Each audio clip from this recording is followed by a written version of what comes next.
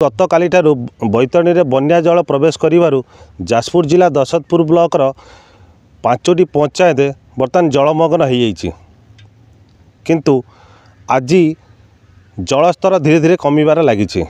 जलस्तर कमी जाइए किंतु लोक मानकर दुर्दशा कमी ना, जहाद्वारा लोक मैंने विभिन्न असुविधार सम्मुखीन होती। आम अच्छु कइया पंचायत धरमपुर ग्राम रे ये ग्रामटी संपूर्ण बाह्य जगत विच्छिन्न हो जाइए। शह शह लोक एवं पानी घेर अच्छा। 2 दिन बीती जाते भी प्रशासन एपर्यंत एठारे पहुँची पारा ना। आसतु आम सहित किसी ग्रामवासी अच्छा सहित सीधा सड़क कथा हवा। ना चंद्रशेखर दास ग्राम धरमपुर कौन व्यवस्था कराएनी सरकार तरफ कयागला घेरीबंधटा रही एपट आसी गैरापाड़ पाखर रही जहाँफल कि ये अंचलटा टोटाल फांका रही।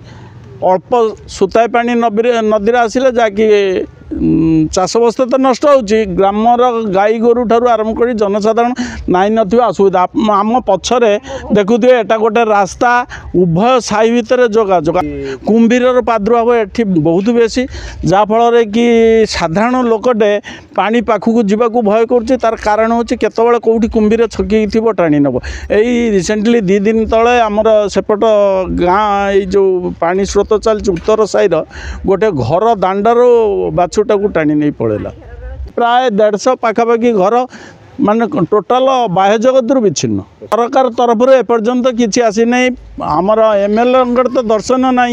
सरपंचर भी भूमिका आपण न कहवा आहरी भल। आम चाहूँ स्थायी भाव में गोटे निर्माण होगी पोल आकार होगी अंतत 5 फुट हाइट्रे हेल्ले आम अंतत जीवा आसिया करिपारंतु। गीता मल्लिक जिला महिला मोर्चार सभानेत्री जाजपुर जिला वर्तमान तो अच्छी जो अंचल गहिरापाड़ धरमपुर ये अंचल अच्छी कया पंचायतर देखुली सबू जगार पानी पशिची लोक मानकर जीवा आसबार असुविधा।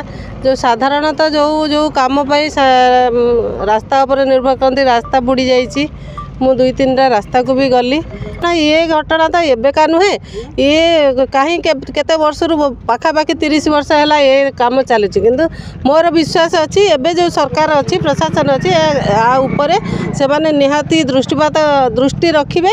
आउ केमिति कौन साधारण लोकंकर चल प्रचल सब कथार सुविधा हम से नजर रखिबे। आकाश पट्टनायक वीडियो दशरथपुर धरमपुर और कया पंचायत जो आमर तलिया पंचायत जो अच्छी आम गोखाद्य इंडेंट दिया सरी जो कारण से मेजर से प्रोब्लेम आम आसे गोखाद्य तो सहीटा प्रस्तुत कर देखुचे आमर काली आम से अंचल बुलतु जेहेतु काली रात आमर पा पहुँची नाला सेपट साइड को आज सका जब पहुँचे आम से दृष्टि रखी जहाँ व्यवस्था करा प्रधान सरकार आम व्यवस्था कर। आपण शुणुले जे ग्रामवासी क्यों प्रकार अवस्था कालातीपात करुचंती एवं बहुत दुखर विषय जे ना एठारे प्रशासन तरफ कौन सहायता पहुँची पारुछि।